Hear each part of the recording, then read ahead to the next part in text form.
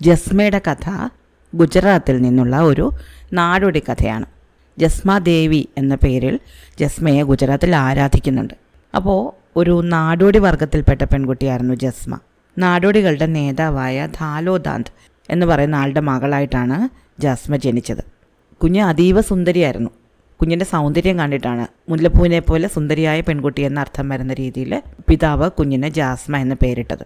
ഇതേപ്പറ്റിയൊരു കഥയുണ്ട്, ഇവളുടെ ജനനത്തെപ്പറ്റി. പണ്ട് നളൻ എന്ന് പറയുന്നൊരു മുനി തപസ് ചെയ്യുകയും അദ്ദേഹത്തിൻ്റെ തപസ് ഇളക്കാൻ വേണ്ടിയിട്ട് ദേവേന്ദ്രൻ സ്വർഗ്ഗലോകത്ത് നിന്ന് ഒരു അപ്സരസിനെ ഇദ്ദേഹത്തിൻ്റെ മുന്നിലേക്ക് അയക്കുകയും ചെയ്തു.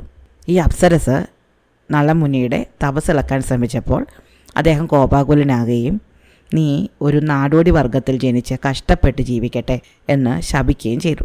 അങ്ങനെയാണ് ഇത്ര സുന്ദരിയായ ജസ്മ നാടോടികളുടെ കുടുംബത്തിൽ വന്ന് പിറക്കാനിടയായത്.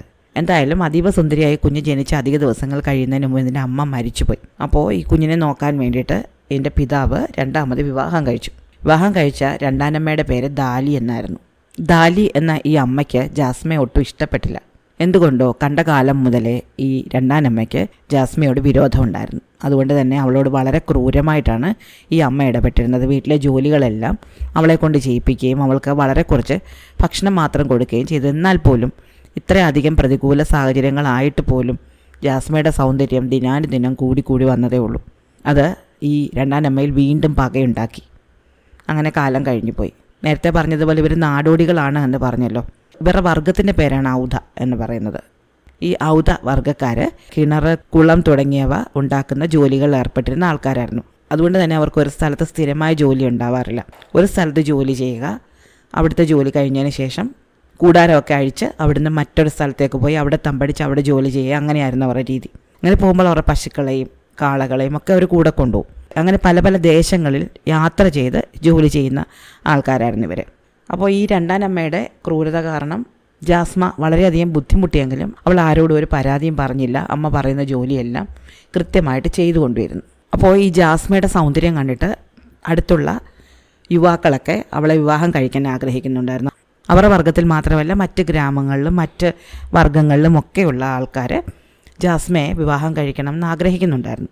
അപ്പോൾ ജാസ്മയെ വിവാഹം കഴിക്കാതെ വിടുകയാണെങ്കിൽ ഏതെങ്കിലും നല്ല കുടുംബത്തിൽ നിന്ന് നല്ല ആലോചനകൾ അവൾക്ക് വരും, അവൾ ഉയർന്ന നിലയിലെത്തും എന്ന ഈ രണ്ടാനമ്മയ്ക്ക് പേടിയുണ്ടായിരുന്നു. അതുകൊണ്ട് അവരൊരു ദിവസം തൻ്റെ ഭർത്താവിനോട് വളരെ ആകുലപ്പെട്ട് പറഞ്ഞു, നമ്മുടെ മകളെ വിവാഹം കഴിച്ചയക്കേണ്ട, അവൾക്ക് വിവാഹപ്രായമായി, ഇനി ഇങ്ങനെ താമസിച്ചാൽ ശരിയാവില്ല. അപ്പോൾ തൻ്റെ ഭാര്യ സ്നേഹം കൊണ്ടാണ് ഇത് പറയുന്നതെന്നാണ് ഈ പിതാവ് വിചാരിക്കുന്നത്. പിതാവ് പറഞ്ഞു, ഞാനും അതിനെപ്പറ്റി ചിന്തിക്കുന്നുണ്ട്, പക്ഷേ പെൺകുട്ടിയാണ്, സ്ത്രീധനം കൊടുക്കണം, നമുക്ക് കുറച്ച് പശുക്കളുണ്ടായിരുന്നതെല്ലാം ഈ ക്ഷാമത്തിൽ ചത്തുപോയി, ഇപ്പം പ്രത്യേകിച്ച് സ്ത്രീധനം കൊടുക്കാൻ നമ്മുടെ കയ്യിലൊന്നുമില്ല, അതുകൊണ്ടാണ് ഞാനൊന്നും മടിച്ച് നിൽക്കുന്നത്. അപ്പോൾ ഈ രണ്ടാനമ്മ പറഞ്ഞു, ശരിയാണ്, നമ്മുടെ കയ്യിൽ സ്ത്രീധനം കൊടുക്കാനൊന്നുമില്ല, നല്ല ആലോചനകളൊക്കെ വരികയാണെങ്കിൽ ഒരുപാട് സ്ത്രീധനം കൊടുക്കേണ്ടി വരും, നമുക്ക് അങ്ങനൊന്നും ഇല്ലല്ലോ കയ്യിൽ. അതുകൊണ്ടൊരു കാര്യം ചെയ്യാം, നമുക്ക് അവളെ രൂപയെ കൊണ്ട് വിവാഹം കഴിപ്പിക്കാം. എൻ്റെ ഒരു ബന്ധുവുണ്ട്, ബാലോബാന്ത് എന്നാണ് അദ്ദേഹത്തിൻ്റെ പേര്. അദ്ദേഹത്തിൻ്റെ മകനാണ് രൂപ. അവൻ നല്ലവണ്ണം പണി ചെയ്യുന്ന ആളാണ്. കിണർ കുഴിക്കാനും വെള്ളം കണ്ടെത്താനും ഒക്കെ നല്ല മിടുക്കാണ്. അപ്പോൾ അവനെ കൊണ്ട് വിവാഹം കഴിപ്പിക്കുകയാണെങ്കിൽ ഇവളുടെ ജീവിതം സുരക്ഷിതമായിരിക്കും, അവനെപ്പോഴും പണിയുണ്ടല്ലോ. അപ്പോൾ പിതാവ് പറഞ്ഞു, അയ്യോ രൂപയോ, എനിക്ക് അവനെ അറിയാം, അവനൊരു കാലില്ലല്ലോ, അങ്ങനെ ഒരാളുമായിട്ട് നമ്മളുടെ മകളുടെ വിവാഹം എങ്ങനെ നടത്തും? അപ്പം ഈ അമ്മ പറഞ്ഞു, കാലിൻ്റെ കാര്യമൊന്നും നിങ്ങൾ വിചാരിക്കേണ്ട, അതൊന്നും സാരമില്ല, അവൻ നല്ല പണിക്കാരനാണ്, അവന് അധ്വാനിയാണ്, അതുകൊണ്ട് തന്നെ അവൻ നമ്മളുടെ മകളെ നന്നായിട്ട് സംരക്ഷിച്ചോളും. ഇതിനേക്കാളും നല്ല ആലോചന വരികയാണെങ്കിൽ നമ്മൾ ഒരുപാട് സ്ത്രീധനം കൊടുക്കേണ്ടി വരും, ഇപ്പം നമ്മളുടെ കയ്യിലൊന്നും ഇല്ല, അതുകൊണ്ട് ഇപ്പോൾ ഈ കാര്യം ആലോചിക്കുന്നതായിരിക്കും നല്ലത്. പക്ഷേ പിതാവിനൊരു മടിയുണ്ടായിരുന്നു, കാരണം അയാൾക്കറിയാം ഈ രൂപ എന്ന് പറയുന്ന ആൾക്ക് ഒരു കാലില്ല, കാലിൻ്റെ മുട്ടിന് താഴേക്കില്ല, അപ്പം അയാൾ ഒരു വടി കുത്തിയാണ് നടക്കുന്നത്. അതുകൊണ്ട് തന്നെ തൻ്റെ മകൾക്ക് ഇങ്ങനെ ഒരു വിവാഹം ആലോചിക്കാൻ ഈ പിതാവിന് വലിയ ബുദ്ധിമുട്ടുണ്ടായിരുന്നു. അദ്ദേഹം അതുകൊണ്ട് അതിനെപ്പറ്റി അധികം സംസാരിച്ചില്ല. പക്ഷേ ഈ രണ്ടാനമ്മ പിന്നീട് എല്ലാ ദിവസവും ഭർത്താവിനോട് ഇതേപ്പറ്റി തന്നെ സംസാരിച്ചുകൊണ്ടിരുന്നു. എല്ലാ ദിവസവും ഇത് പറഞ്ഞ് നിർബന്ധിച്ചു. അവസാനം ഈ ഭാര്യയുടെ നിർബന്ധം സഹിക്കാൻ വയ്യാതെ ജസ്മയുടെ പിതാവായ ദാലോദാം രൂപയുടെ പിതാവായ ബാലോബാന്തിൻ്റെ അടുത്തേക്ക് പോയി. അപ്പോൾ അവർ ഒരുപാട് കാലമായി പരസ്പരം കണ്ടിട്ട്, ബന്ധുക്കളാണെങ്കിലും ഇവരെപ്പോഴും യാത്രയിലാത് കാരണം അങ്ങനെ അധികം കാണാറൊന്നും ഉണ്ടായിരുന്നില്ല. അപ്പോൾ ഇദ്ദേഹം അന്വേഷിച്ച് അങ്ങോട്ട് ചെന്നപ്പോഴേക്ക് ഈ ബാലോബാന്തിന് വലിയ അത്ഭുതമായിപ്പോയി. അയാളും അയാളുടെ ഭാര്യയും കൂടെ വളരെ സ്നേഹത്തോടെ ഈ ദാലോദാമിനെ അകത്തേക്ക് വിളിച്ചു, അകത്തിരുത്തി കാര്യങ്ങളൊക്കെ സംസാരിച്ചു. അപ്പോൾ എന്താണ് ഇങ്ങനെ അപ്രതീക്ഷിതമായിട്ട് വന്നത് എന്തെങ്കിലും കാര്യമുണ്ടോ, എന്തെങ്കിലും ബുദ്ധിമുട്ടുണ്ടോ എന്ന് ഈ ബാലോബാന്ത് ചോദിച്ചപ്പോൾ ദാലോദാം പറഞ്ഞു, നിങ്ങളുടെ സഹോദരിയാണല്ലോ എൻ്റെ ഭാര്യ, അപ്പം അവൾക്ക് നിങ്ങളെ ഒന്ന് കാണണമെന്ന് കുറേ ദിവസം കൊണ്ട് പറയുന്നുണ്ട്. നിങ്ങൾക്ക് ബുദ്ധിമുട്ടില്ലെങ്കിൽ നിങ്ങൾ കുടുംബമായിട്ട് ഞങ്ങളുടെ വീട് വരെ ഒന്ന് വരണം. അപ്പോൾ ഈ ബാലോബാന്തിന് ഇത് വലിയ അത്ഭുതമായിട്ട് തോന്നി. കാരണം സ്വന്തം സഹോദരി അല്ലെങ്കിൽ അകന്നൊരു ബന്ധുവാണ് ദാലി. അവർ നേരത്തെ വളരെ അടുത്ത് താമസിച്ചിരുന്നവരൊക്കെയാണ്. പക്ഷേ വിവാഹം കഴിച്ച് പോയതിന് ശേഷം അവരധികം അങ്ങനെ കണ്ടിട്ടൊന്നുമില്ല, വല്ലപ്പോഴും ഒക്കെ കാണുന്നതേ ഉള്ളൂ. അപ്പോഴൊന്നും വലിയ അടുപ്പമൊന്നും ദാലി കാണിച്ചിട്ടില്ല. ഇപ്പോൾ ഈ ദാലി അങ്ങനെ കാണണം എന്ന് പറഞ്ഞ് ഭർത്താവിനെ അയച്ചപ്പോൾ ബാലോബാന്തിന് വലിയ അത്ഭുതം തോന്നി. എന്തായാലും പിറ്റേന്ന് തന്നെ അങ്ങോട്ട് വരാം എന്ന് ഇവർ വാക്ക് കൊടുത്തു. അങ്ങനെ പിറ്റേ ദിവസം ബാലോബാന്തും അദ്ദേഹത്തിൻ്റെ ഭാര്യയും കൂടെ ഈ ദാലോദാമിൻ്റെ വീട്ടിലേക്ക്, ജാസ്മയുടെ വീട്ടിലേക്ക് ചെന്നു. രൂപ ചെന്നിരുന്നില്ല. അപ്പോൾ ദാലോദാം ചോദിച്ചു, എന്തുകൊണ്ടാണ് മകനെ കൊണ്ടുവരാൻ, ഞാൻ അവനെ കൂടെ കൊണ്ടുവരാൻ വയ്യായിരുന്നു. അപ്പോൾ അവർ പറഞ്ഞു, ഇപ്പോൾ കുറച്ച് കാലമായിട്ട് കിണറിൻ്റെ പണിയൊന്നും ഇല്ലാത്തതുകൊണ്ട് ഒരു വഴി ഉണ്ടാക്കുന്ന പണിയുണ്ട്, ആ വഴി ഉണ്ടാക്കാൻ പോയിരിക്കുന്ന ആൾക്കാരുടെ കൂടെ രൂപ പോയിരിക്കുകയാണ്, അവൻ നാട്ടിലില്ല, അതുകൊണ്ടാണ് കൊണ്ടുവരാഞ്ഞത്. അപ്പോൾ ഈ വന്ന വിരുന്നുകാർ ചോദിച്ചു, എന്താ നിങ്ങളുടെ മകൾ എവിടെ, ജാസ്മ എവിടെ? അപ്പോൾ ദാലി പറഞ്ഞു, ജാസ്മ വിറകിന് വേണ്ടിയിട്ട് ചുള്ളി പെറുക്കാൻ പോയിരിക്കുകയാണ്, അവളിവിടെ ഇല്ല. അപ്പോൾ ഈ മാതാപിതാക്കൾ തമ്മിൽ അങ്ങോട്ടും ഇങ്ങോട്ടും സംസാരിച്ചുകൊണ്ടിരിക്കുമ്പോൾ ബാലോബാന്ത് ചോദിച്ചു, നിങ്ങൾ വെറുതെ ഞങ്ങളോട് ഇങ്ങോട്ട് വരാൻ പറയില്ലെന്ന് ഞങ്ങൾക്കറിയാം, എന്തിനാണ് ഞങ്ങളോട് ഇങ്ങോട്ട് വരാൻ പറഞ്ഞത്, എന്തെങ്കിലും ആവശ്യമുണ്ട്, എന്തെങ്കിലും കാര്യമുണ്ടോ? അപ്പോൾ ദാലോദാം പറഞ്ഞു, ഞങ്ങൾ വെറുതെ അല്ല പറഞ്ഞത്, ഞങ്ങളുടെ മകളായ ജാസ്മയെ നിങ്ങളുടെ മകനായ രൂപയുമായിട്ട് വിവാഹം ആലോചിക്കാൻ വേണ്ടിയിട്ടാണ് ഇങ്ങോട്ട് വരാൻ പറഞ്ഞത്, നിങ്ങൾക്ക് അതിലെന്തെങ്കിലും വിരോധമുണ്ടോ? വന്ന രണ്ടുപേരും ഞെട്ടിപ്പോയി. കാരണം അവരുടെ മകൻ്റെ കുറവുകൾ അവർക്കറിയാം. അവരുടെ മകനെ കാണാൻ അത്ര സൗന്ദര്യമൊന്നുമില്ല, അവനൊരു കാലില്ല. ആ സമയം ജാസ്മയാണെങ്കിൽ അവളുടെ സൗന്ദര്യം കൊണ്ട് വളരെ പേര് കേട്ടവളാണ്. അവരുടെ വർഗ്ഗത്തിലെ എല്ലാവർക്കും ജാസ്മയെപ്പറ്റി അറിയാം. ജാസ്മയുടെ സൗന്ദര്യത്തെപ്പറ്റിയും അവളുടെ സ്വഭാവ മഹിമയെപ്പറ്റിയും ഒക്കെ എല്ലാവരും പുകഴ്ത്തി പറയാറുള്ളതാണ്. അപ്പോൾ അങ്ങനെയുള്ളൊരു പെൺകുട്ടിക്ക് വേണ്ടിയിട്ട് ഇങ്ങനെയൊരു വിവാഹാലോചന നടത്തുന്നത് എന്താണ് എന്നിവർ ആദ്യം ചിന്തിച്ചു. അപ്പോൾ ഈ രൂപയുടെ അമ്മയുടെ പേര് ബാലി എന്നായിരുന്നു. ഈ ബാലിക്ക് കാര്യം മനസ്സിലായി. അതായത് ദാലി തൻ്റെ സ്വന്തം മകളല്ലാത്ത ജാസ്മയോട് പക പോക്കുകയാണ്, അവൾക്ക് നല്ലൊരു ജീവിതം കിട്ടാതിരിക്കാൻ വേണ്ടിയിട്ട് ഇങ്ങനൊരു ആലോചന കൊണ്ടുവരികയാണ് എന്ന് അവർക്ക് മനസ്സിലായി.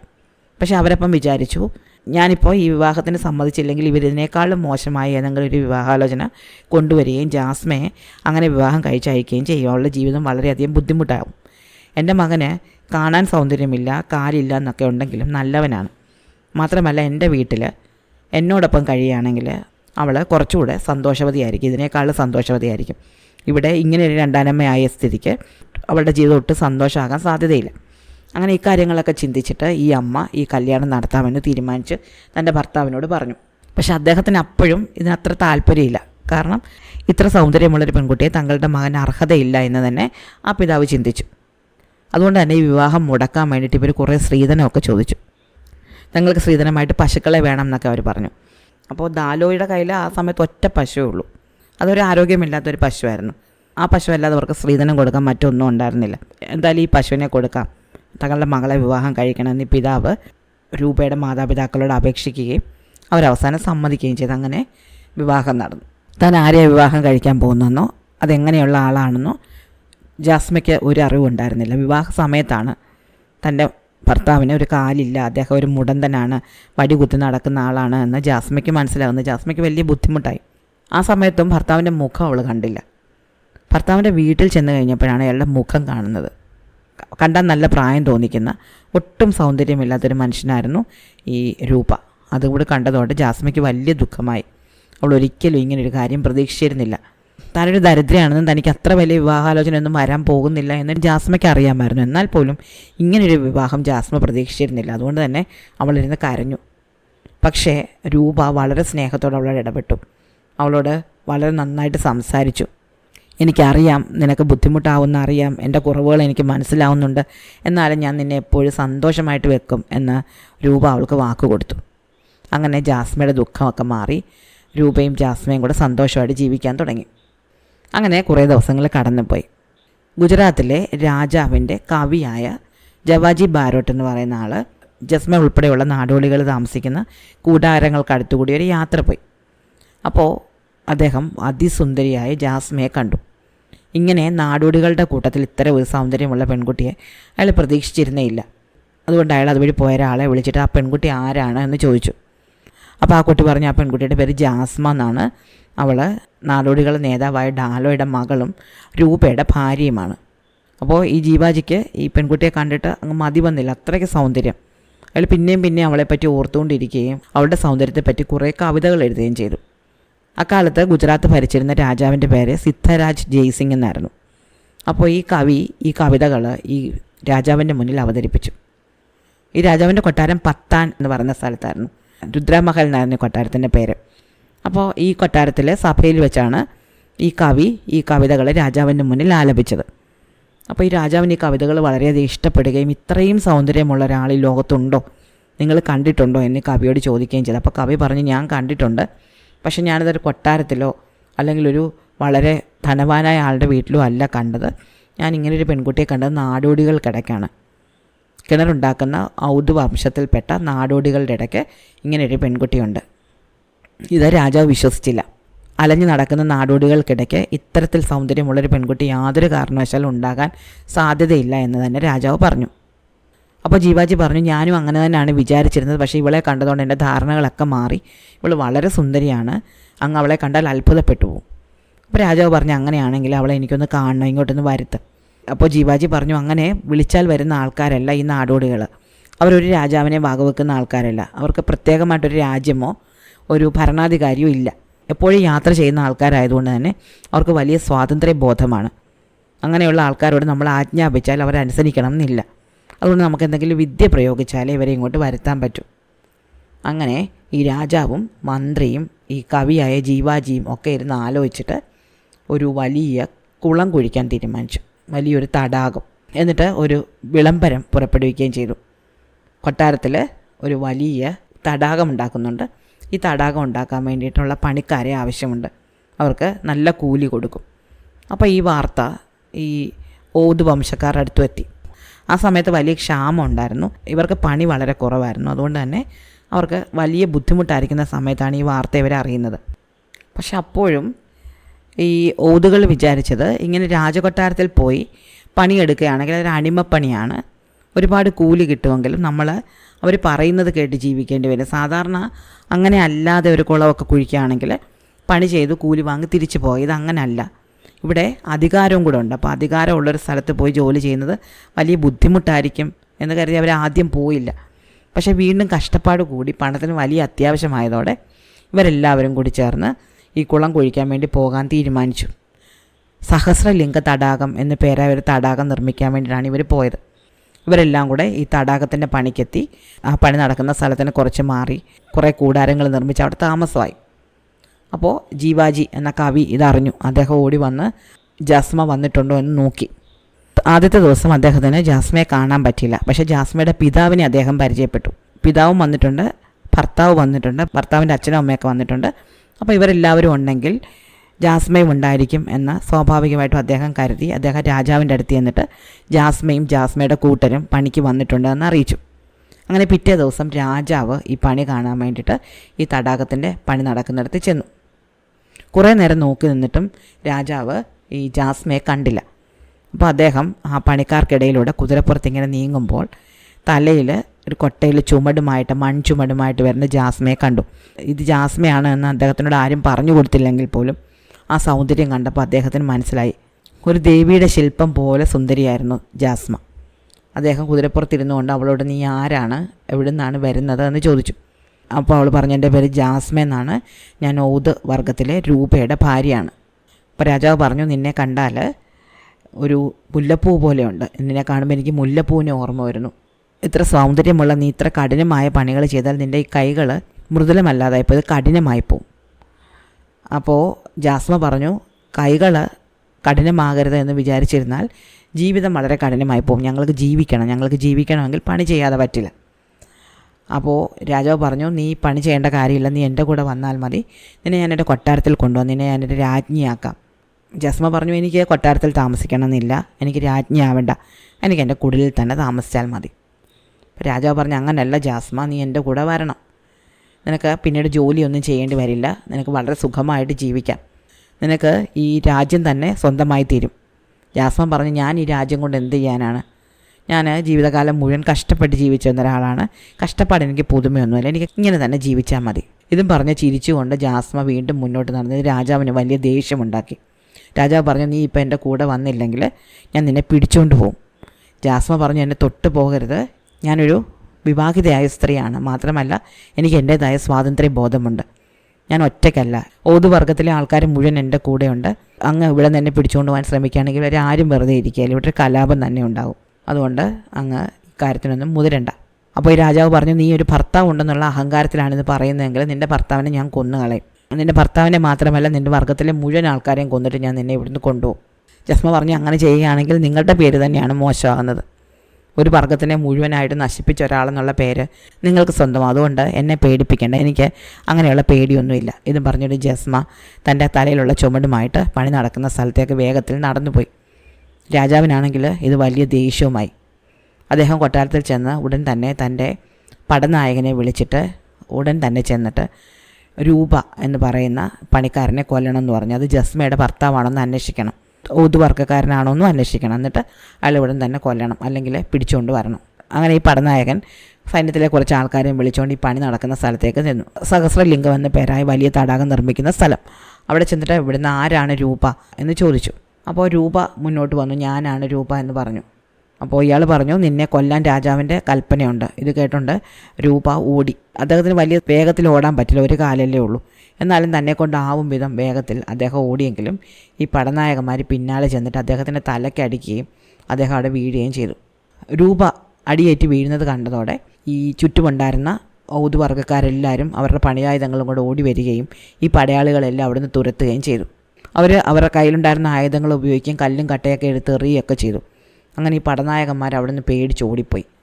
അവർ പോയിട്ട് കൂടുതൽ വലിയൊരു സൈന്യവുമായിട്ട് തിരിച്ചു വന്നിട്ട് ഇവിടെ ഉണ്ടായിരുന്ന ആൾക്കാരുമായിട്ട് യുദ്ധം ചെയ്തു. കൂടുതൽ ആയുധങ്ങളൊന്നും കയ്യിലില്ലാതിരുന്ന ഈ നാടോടികൾക്ക് പിടിച്ചു നിൽക്കാൻ പറ്റിയില്ല.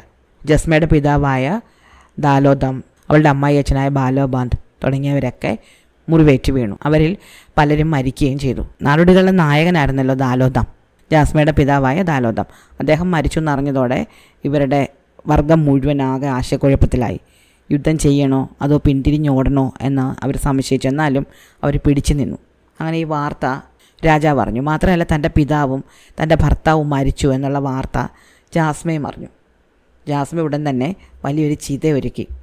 ആ ചിതയിൽ തൻ്റെ ഭർത്താവിൻ്റെ ശവശരീരം വെച്ചു. എന്നിട്ട് അവൾ സതി അനുഷ്ഠിക്കാൻ ഒരുങ്ങി. കലാപം നടക്കുന്ന വാർത്ത അറിഞ്ഞ രാജാവ് അപ്പോഴവിടെ എത്തിയിരുന്നു. അദ്ദേഹം ചെന്നപ്പോൾ അവിടെ ശവശരീരങ്ങൾ നിരന്ന് കിടക്കുന്നത് കണ്ടു.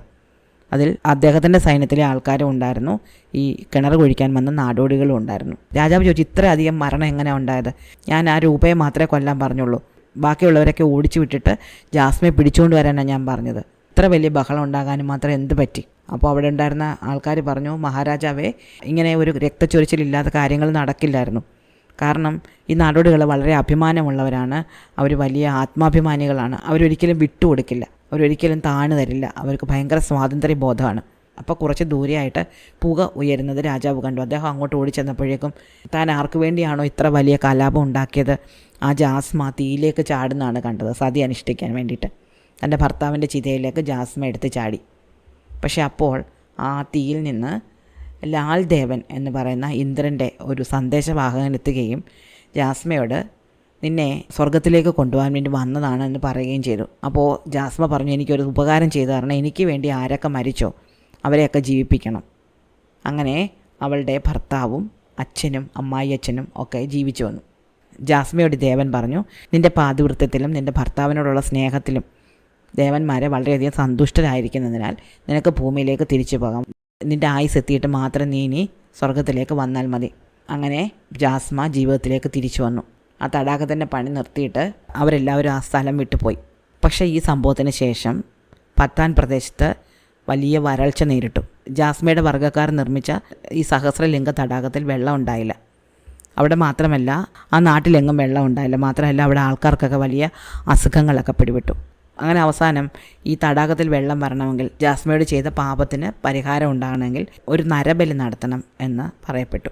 അപ്പോൾ ഈ നരബലിക്ക് വേണ്ടിയിട്ട് ആരും തയ്യാറായി വന്നില്ല. വർഷങ്ങളോളം നരബലിക്ക് വേണ്ടി ഒരാളെ അന്വേഷിച്ച് നടന്ന അവസാനം മേഘമായ എന്ന പേരായ ഒരു ധീരനായ യുവാവ് ബലിക്ക് തയ്യാറാകുകയും സ്വയം ബലിപീഠത്തിലേക്ക് ചെല്ലുകയും ചെയ്തു. അങ്ങനെ ഈ യുവാവിനെ ബലി കൊടുത്തതിന് ശേഷമാണ് പത്താൻ പ്രദേശത്ത് വീണ്ടും വെള്ളം ഉണ്ടായത്. ജാസ്മ വളരെ വർഷങ്ങൾ തൻ്റെ കുടുംബത്തോടൊപ്പം ജീവിക്കുകയും അങ്ങനെ അതിനുശേഷം വാർദ്ധക്യത്തിൽ സ്വാഭാവികമായിട്ട് മരിക്കുകയും ചെയ്തു. ജാസ്മയെ പറ്റി ഒരുപാട് കഥകളും പാട്ടുകളും ഒക്കെ പ്രചാരത്തിലുണ്ട്. പല ക്ഷേത്രങ്ങളും ജാസ്മ ദേവിയെ പൂജിക്കുന്ന പോലുമുണ്ട്. അപ്പോൾ ഇതാണ് ജാസ്മയുടെ കഥ. ഇഷ്ടമായോ? അടുത്ത കഥ അടുത്ത ദിവസം.